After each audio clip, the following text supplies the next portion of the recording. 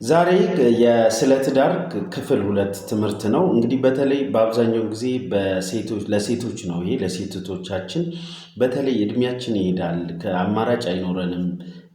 ብዙ በትዳራችን ከዚህ በኋላ ሌሎች አማራጮች አይኖረንም ብለን በትዳር ውስጥ የምንገባባቸው ጊዜ አለን። በተለይ 75% በተለይ ትዳርን 100% አሟልታችሁ እናንተ የትዳራችሁን አመቻችሁ ናችሁ በአብዛኛውን ትዳርን የምትጀምሩ እህቶች አላችሁ።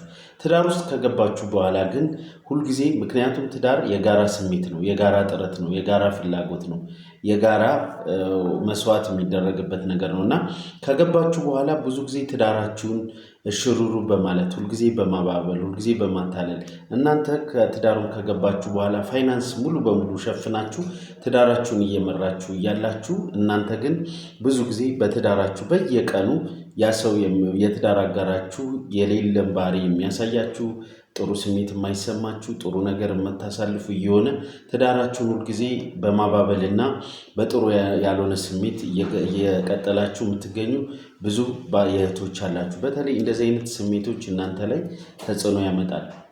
ሌላኛው ምንድን ነው? በአብዛኛው አሁን ትዳር ላይ የሚታየው ነገር ሴት ልጅ ከወለደች በኋላ በተለይ በትዳር ዓለም ሴት ልጅ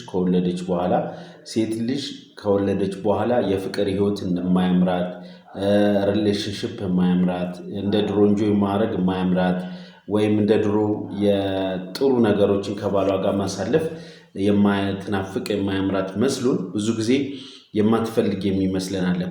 ወለደች ነው ተብሎና በእንደዚህ አይነት ስሜት የምታሳልፉ እህቶች ካላችሁ ራሳችሁን ለራሳችሁ በተለይ ከዛ ከምትጠብቁት ነገር ራቅ ባለ መንገድ በራሳችሁ ጥሩ ቫልዩ መስጠት አለባችሁ፣ ጥሩ ትኩረት መስጠት አለባችሁ። ብዙ ጊዜ እንደዚህ አይነት ነገሮች ሲሆኑ በጥሩ አይነት ያልሆነ ስሜት ታሳልፋላችሁ ማለት ነው። ይሄ ዋነኛ ነገር ነው። አሁን ትዳር ላይ በጣም በአብዛኛውን ነገር እያፋታ እያለያየ ያለው ነገር ምንድነው? ወይም ጥሩ ስሜት እንዳይሰማ እያደረገ ያለው ምንድነው?